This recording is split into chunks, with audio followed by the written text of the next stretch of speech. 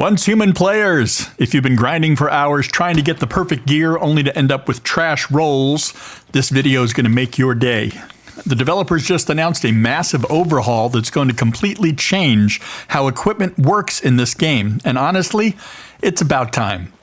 Right now, getting decent mods in Once Human feels like playing the lottery while blindfolded. You're dealing with not one, but two layers of random number generation that can absolutely destroy your build plans.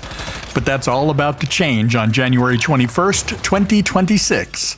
Let me break down what's happening here because this is genuinely game-changing. Currently, when you get a mod, you're rolling the dice twice. Once for the main attribute and again for all the secondary stats. It's frustrating beyond belief, and when you finally get that core trait you need, only to have the sub-attributes roll into completely useless territory, it's frustrating. The new system is fixing this nightmare by linking secondary attributes directly to the main trait. Once you score a mod with the right primary stat, those secondary stats will be predetermined. Sure, they'll still have some variation in their ranges, but you won't get that crushing disappointment of perfect main stats paired with garbage secondaries. But here's where it gets really interesting for build theory crafters. Starry Studio is introducing something called the Mods Field Guide. This is essentially a reference book that tells you exactly what stats you can expect on specific mods. No more guessing, no more hoping, no more wasted farming sessions because you didn't know what was even possible. Now, I know what you're thinking. What happens to all the gear I've already farmed? Don't worry, the developers aren't pulling the rug out from under you.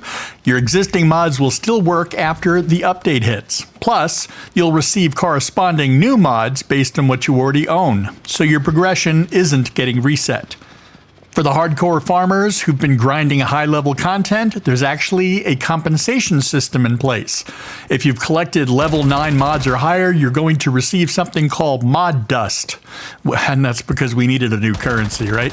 There you go. That's the new currency for upgrading equipment in the revamped system. The tracking period for this compensation ends on January 18th, so make sure you've got your best gear equipped or in your inventory before then. While everybody's focused on the mod overhaul, patch 2.2.3 also dropped in December, on December 11th, and it's fixing some seriously annoying issues.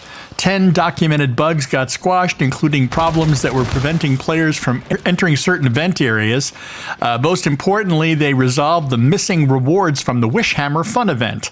If you were one of the unlucky players who didn't get your promised loot, the developers are reissuing those rewards within 3 working days of the patch. But let's talk about what this mod overhaul really means for the endgame meta.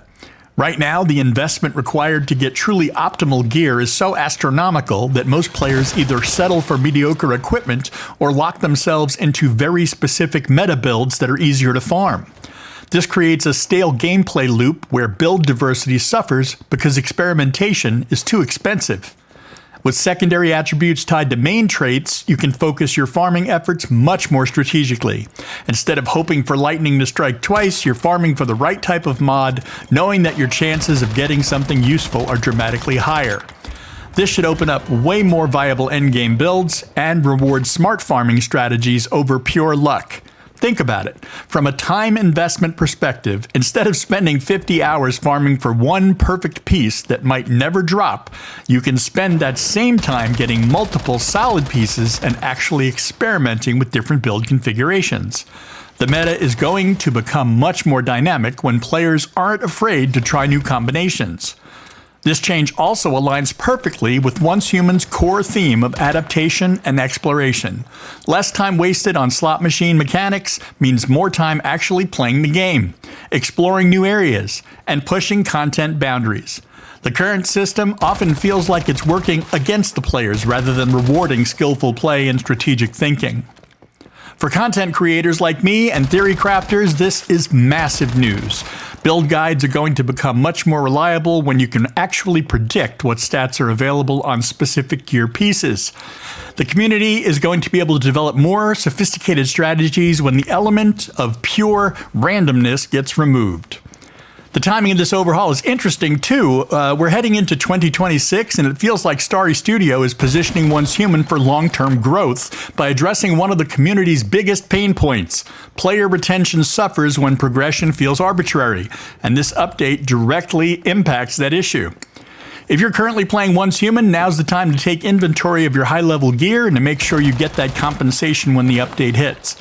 And if you've been thinking about jumping into the game, January 2026 might be the perfect time to start fresh and with a much more player-friendly progression system. This overhaul represents a fundamental shift towards respecting players' time and effort, which honestly should be the standard for any game claiming to have deep RPG mechanics. What do you think about these changes? Are you excited to theorycraft new builds, or are you worried about how this might affect the game's difficulty? Let me know in the comments below. Don't forget to like and subscribe, and I'll see you in the next one.